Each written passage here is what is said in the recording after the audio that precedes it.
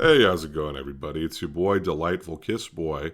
And I woke up this morning and I had an interesting comment on one of my videos that I thought was worth talking about in a short little video that I'll probably slap on the second channel. But I think it makes an interesting point about the way that we perceive probability. And so I wanted to get into it. All right. Now, this is a comment. I'll get to the comment in a bit. That was left on my video is Buckshot Roulette multiplayer, all luck, no skill, 1v1 experiment.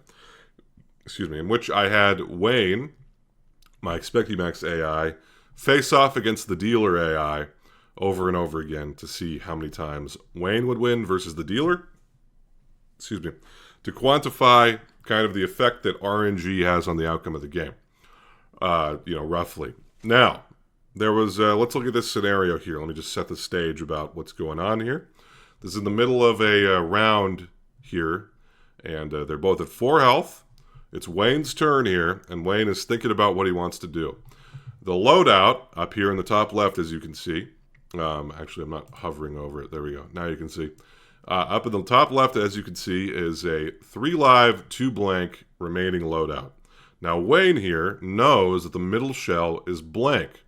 That means that there is a 75% chance that the next shot that he takes is going to be alive. But he's thinking about it, and let's see what he opts to do here. His items on his side are inverter, adrenaline, and handsaw, whereas the dealer has handsaw, 2 magnifying glasses, and a jammer. So let's see what he opts to do. Take it away past DKB. See what he opts to do. He's going to use adrenaline and steal jammer from dealer. Makes sense. Jams the dealer, is going to shoot the dealer here. Hits dealer for 1 damage, goes back to dealer, and then it goes back to Wayne again because dealer was jammed. Wayne is going to saw this one off and attempt to shoot for 2, which he hits the dealer for 2 there. Interesting. And then it goes to dealer. Dealer gets to go, and dealer's going to use magnifying glass here because he can use it. Sees it's blank, ejects. Is going to use another magnifying glass here. Sees it's blank, ejects, and then is going to use handsaw here and shoot Wayne for a guaranteed 2. But Wayne gets to start the new loadout with an inverter. All right, so he gets to start the next loadout. Here we go. So, seems pretty standard, but you may have noticed something a little bit interesting there. All right, well, one viewer did and left a comment that made me have to think a little bit harder about the scenario here. So the commenter, this is Kamikaze Planes, an interesting username, says 2205, which is this timestamp. Why did he use the handsaw second if he knew the next shell is highly likely to be a live round? Now that is an interesting point here because Wayne didn't saw it off, shoot, and then shoot again blind. He instead shot first, taking the 3/4 chance to hit for 1, and then his odds are reduced after that. He only has a 2/3 chance to hit for 2 because he sawed it off second. Let's go ahead and watch that back here, just so we know what we're talking about. So dealer adrenaline. He goes here, steals the jammer from dealer. Makes sense.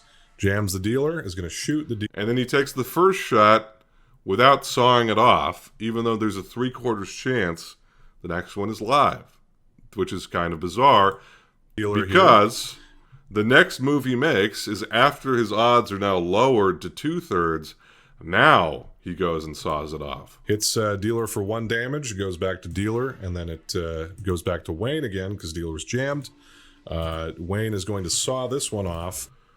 So it ends up working out fine because he hits the 2/3 odds. But it got me thinking. I was like, maybe there is a bug here because what my viewer is saying is correct. Why would he take the 3/4 shot without sawing it off and then take the 2/3 shot sawing it off? It just doesn't seem to make sense to me.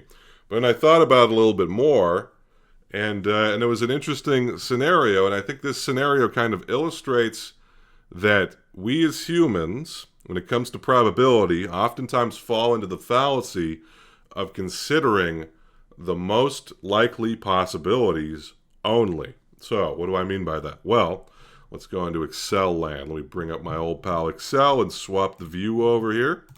Here we got a nice fresh Excel spreadsheet, zoomed in very far. Well, let's take a look at the two different scenarios, starting off with what the viewer suggested, which is saw off first shot, right? So this isn't what Wayne did, but this is what seems to make sense, right? To saw the first shot off when you have a 75% chance, and then take the second shot where you have a 2/3 chance, without sawing it off because you've already used your handsaw. So let's just break down what's going on here. Well, the most likely case is, 3/4 of the time, we're going to hit OP for 2 damage, right? Then, afterwards, we're going to have, now that we've taken, the first shot, the dealer is still jammed at this point. We get a second shot. We're just going to shoot at the dealer again. No reason not to. And now we have a 2/3 chance to hit OP for 1, an additional 1 here. But then we also have a 1/3 chance to miss, right? Now we go down here. Now the alternative, possibility is that we hit 1/4 of the time miss the first shot after we've sawed it off, and then now we have a 100% chance to hit OP for 1 because we know the rest of the shells now. We'll know that the next shell after this is for sure live. So let's quantify the expected value of this scenario. Well, it is 3/4, right, from up here. 3/4 of the time we are going to hit for 2, and then we'll have an additional 2/3 of the time where we're hitting for 1, and then 1/3 of the time where we miss. We don't need to include that, plus the 1/4 of the time that we miss times the 1 damage that we are guaranteed to do afterwards. So what is our overall expected value from this point? Following this strategy, it is 2.25. All right. So if we saw first, we have a 2.25 expected damage to be dealt to the dealer. Not bad. This seems like a pretty good strategy. I don't know why Wayne didn't take it. Well, let's take a look at number 2, option number 2, which is the route that Wayne opted to take here, which is shoot, then saw, right? So I'll say saw second, okay? Well, in this scenario, we have a 3/4 chance that we we hit OP for 1, right? We haven't sawed it off, and now he's going to saw it off for the second shot, and we have a 2/3 chance to hit OP for 2, but now we have a 1/3 chance to miss and waste our handsaw, right? So this seems kind of bad. Well, let's take a look at this scenario here. This is a 1/4 chance that we miss the first shot, but then we have a 100% chance to hit OP for 2. Well, let's go ahead and quantify what the expected value of this scenario is. So that's 3/4 of the time we are going to be hitting OP for 1, plus 2/3 of the time where we're going to be hitting OP for 2. So there we go. Then adding in the 1/4 of the time that we're going to be hitting OP for a guaranteed 2.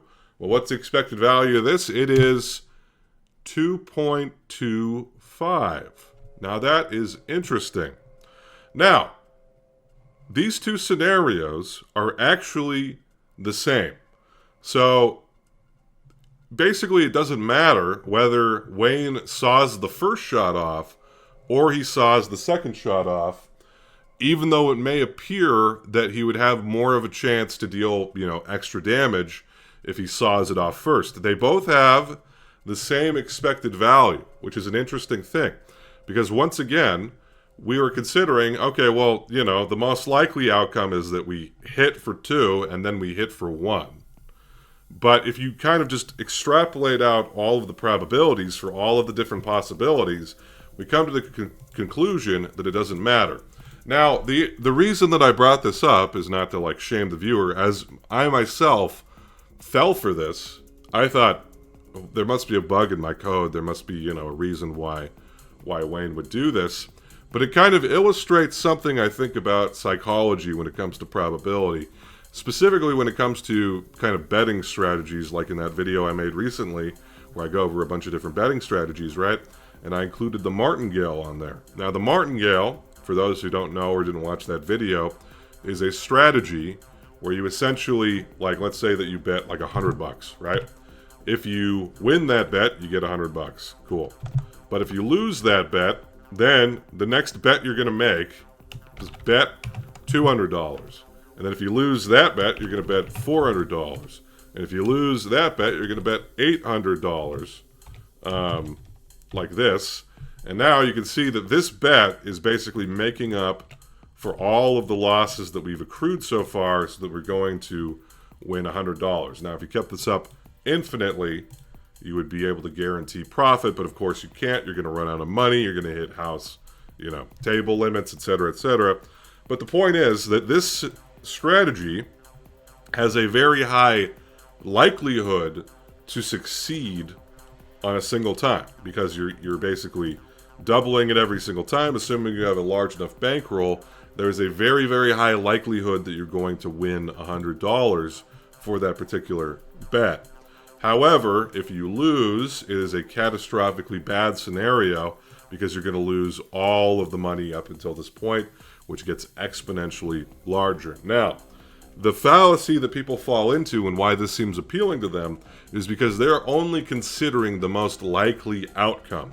And you can see this with other things like roulette, for example. People were telling me that my strategy, quote unquote, for roulette was bad from when I was kind of simulating it with my bots, because there are other ways that you can bet that give you an above 50% chance of winning. But they're not taking into account what happens when you lose. Now, it's a similar thing here, right? We're saying we're only considering the most likely outcome and then the most likely outcome here. But really, when you look at it holistically, you see that it doesn't matter. Now, another way to think about this, just to kind of simplify things for you, if this expected value stuff seems a little bit abstract, is that we get 2 consecutive shots at the beginning of the loadout, right? So, let me scroll down here, right? So there's a 1/4 chance, whoops, this shit got all fucked for some reason. What's going on? There we go. Okay, I was hitting the wrong button. I think I was hitting tab. All right, there's a 1/4 chance that the first shell blank from when we start the turn, right? And then there is a 1/4 chance the second shell is blank from when we start the turn, right? So even though, we take the first shot, 75% chance, we were only considering this scenario in the initial, when we were kind of looking at it initially. At the very beginning, it's the equal odds that the first versus the second shell is blank. Since we're getting 2 consecutive shots, it really doesn't matter. Now, I've done the rest of the math on my own time to see if item usage changes, based on if you miss with the handsaw versus yada yada yada, and it all comes out the same. These 2 strategies result in the same expected damage, and they also result in the same expected item usage patterns for the rest of the loadout. So neither is better or worse than the other. Yeah, I thought this was an interesting little tidbit. Kind of, as I said, was a little bit illuminating about how we can fall prey to kind of only looking at the most probable outcomes here. Because, yeah, you can see here, the most probable outcomes here. I mean, these 2 have the same most probable outcomes, right? You hit OP for 1, you hit OP for 2 versus hit for 1, hit for 2. But you can see here, we want our odds to be highest when we're hitting for 2, kind of implicitly. But we're forgetting that in the 25% chance, the minority outcome, the less likely outcome, in this case, we're 100% hitting for 2 versus, a 100% chance of hitting for 1. So, anyway, quick little tidbit. I'll probably slap this on the second channel, but thought it was an interesting example. Continue to point stuff out. I think it's fun to talk about this kind of stuff, and I might do some casual little one-off videos. But anyway, this has been good. Hope you all are doing well, and bye-bye.